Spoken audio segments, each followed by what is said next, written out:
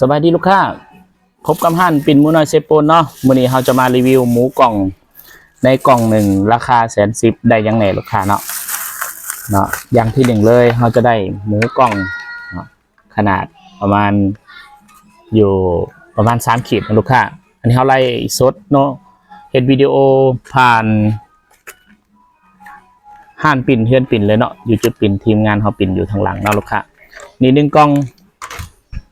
ที่2แม่นแจ่วหวานลูกค้าจะได้จากเฮาที่3แม่นแจ่วซีฟู้ดเจ้าขิงจากสูตรหานเฮาเนาะ4มันจะได้ข้าวปุ้นแซ่บๆเนาะ1 จับก็กินได้เลยที่5คือจะได้สมพักเนาะลูกค้าเนาะสมพักแซ่บๆและได้พักรวมเนาะนี่คือกล่องหนึ่งของหานเฮาเนาะรีวิวให้เบิ่งลูกค้าเนาะพักงามพักรวมล่างใหม่ๆเนาะครับขอขอบใจ